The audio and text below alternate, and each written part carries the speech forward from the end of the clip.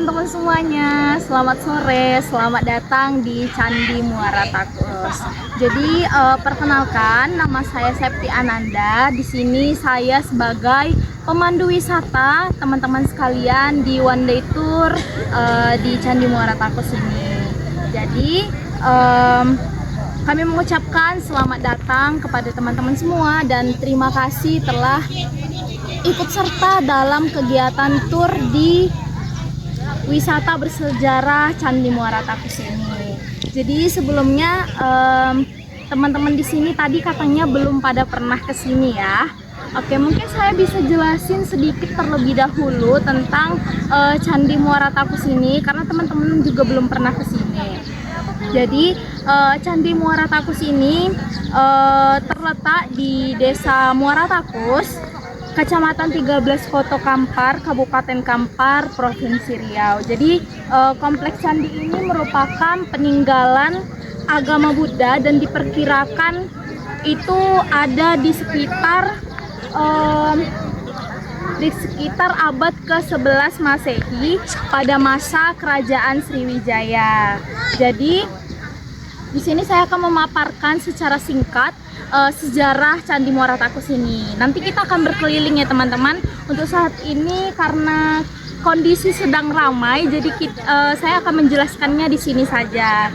Jadi saya akan menjelaskan sedikit tentang sejarah Candi Muara Takus ini. Jadi Candi Muara Takus ini adalah satu-satunya kompleks candi Buddha di Pulau Sumatera. Jadi ini merupakan salah satu candi Buddha yang ada di Sumatera. Jadi di tempat lain itu nggak ada selain di Provinsi Riau ini, tepatnya di Kecamatan 13 Koto Kampar. Jadi menariknya nih teman-teman, Candi Muara Takus ini menandakan kuatnya pengaruh agama Buddha di wilayah barat Indonesia, khususnya selama pemerintahan Kerajaan Sriwijaya yang pusat kerajaannya itu atau pusat kekuasaannya itu berada di Palembang, Sumatera Selatan. Jadi kompleks ini tuh dipercaya dan digunakan sebagai tempat ibadah dan mungkin juga sebagai pusat pendidikan dan penyebaran agama Buddha di Riau ini sendiri. Jadi sampai saat ini belum ada catatan pasti tentang siapa sih yang membuat Candi Muara Takus ini. Jadi sampai saat ini tuh masih belum diketahui ya teman-teman. Mungkin di sini aku akan menjelaskan. Nanti teman-teman bisa berkeliling sendiri dan melihat-lihat. Jadi di sini terdapat 4 arsitektur dari Candi Muara Takus ini sendiri. Jadi 4 struktur utamanya itu, yang pertama itu ada Candi Tua. Candi Tua itu ada yang paling tinggi nih teman-teman. Teman-teman bisa lihat sendiri. Jadi Candi Tua ini adalah candi terbesar di komplek ini. Kayaknya salah. Tertinggi. Hah? Yang paling besar weh. tertinggi, yang terbesar tuh itu. Ini kan? Iya, yang paling. Ini kan? Itu Candi Tua, Cok. Iya, bilang lah. Aja lah. Jadi teman-teman, nanti kita akan berkeliling. Jadi di sini sebelumnya aku akan menjelaskan tentang arsitektur dari Candi Muara Takus ini sendiri.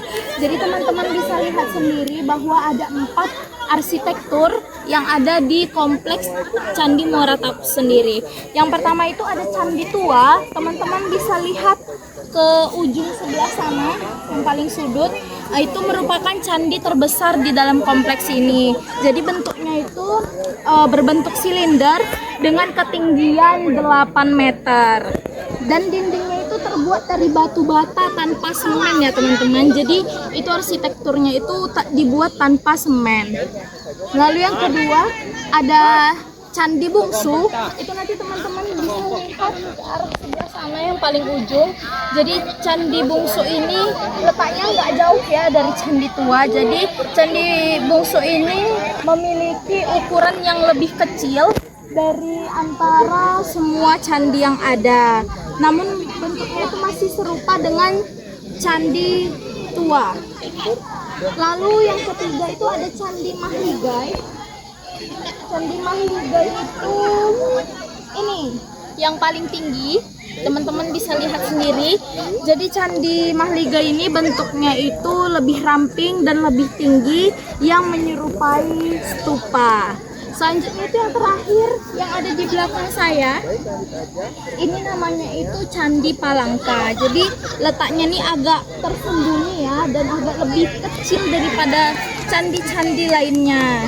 Jadi diperkirakan Candi Palangka ini digunakan untuk upacara atau kegiatan ritual tertentu oleh para biksu. Jadi mungkin nanti saya akan berikan kepada teman-teman waktu untuk melihat-lihat dan berkeliling di dalam kompleks candi ini. Dan mungkin ada yang mau berfoto-foto, tapi disclaimer ya teman-teman, kalau misalnya kita tidak boleh naik ke atas candi itu sendiri. Jadi teman-teman bisa berfoto di depan candinya aja tanpa memasuki kompleks area candi. Jadi nanti kita akan berkumpul di tempat ini kurang lebih sekitar 35 menit lagi. Mungkin itu saja yang bisa saya jelaskan terkait Candi Muara Takus ini, yaitu situs bersejarah yang ada di Provinsi Riau. Terima kasih kepada teman-teman semua. Jangan lupa untuk memakai jasa kami lagi. Sampai jumpa. Jadi teman-teman, mungkin saya akan menjelaskan lebih rinci lagi terkait 4 struktur candi yang ada di Kompleks Candi Muara Takus ini.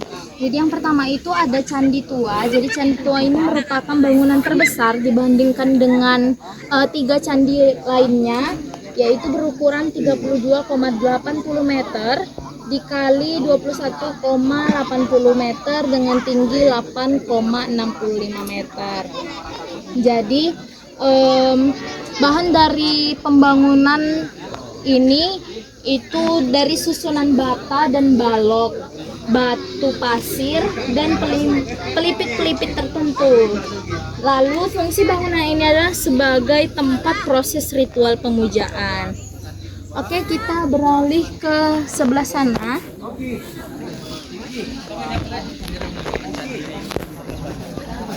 Ini teman-teman bisa lebih diperhatikan lagi ya. Jadi ini tidak boleh untuk naik ke atas candi.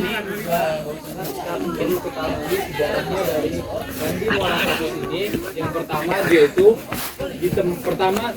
itu dibangun perkiraan di tahun ataupun di abad 4 sampai dengan 11 gitu, sampai 11 Masehi. Dan itu sudah kalau dari umur kita sekarang bahwasanya itu sudah tua sekali gitu ya. Dan juga kita harus ketahui juga. Oke, selanjutnya di sini ada yang namanya Candi Bungsu. Jadi bangunan Candi Bungsu ini tuh bentuknya mirip dengan Candi Tua, hanya saja bagian atas itu berbentuk segi 4. Letaknya itu ada di sebelah selatan Candi Tua dan sebelah barat Candi Mahligai. Jadi candi ini tuh mempunyai 2 karakter susunan stupa pada satu platform, memiliki konfigurasi yang mirip dengan Candi Asoka di India. Jadi fungsi bangunan ini adalah sebagai tempat proses ritual pemujaan. Oke, nggak apa-apa kakak yang mau bersih, nggak apa-apa kok. Oke, selanjutnya ini dia candi yang paling tinggi. Dan setelah Ini itu juga teman-teman nggak boleh ya naik ke atas candi. gesek-gesekan sampai dengan Itu merupakan jenis kelamin dari perempuan. Sedangkan yang di tengah itu Ini dia arsitektur yang ketiga, yaitu Candi Mahligai. Jadi bangunannya ini dianggap relatif masih utuh dan bangunan ini berbentuk nggak tahu. Sampai kayak ini kepanjangan lah, Sep.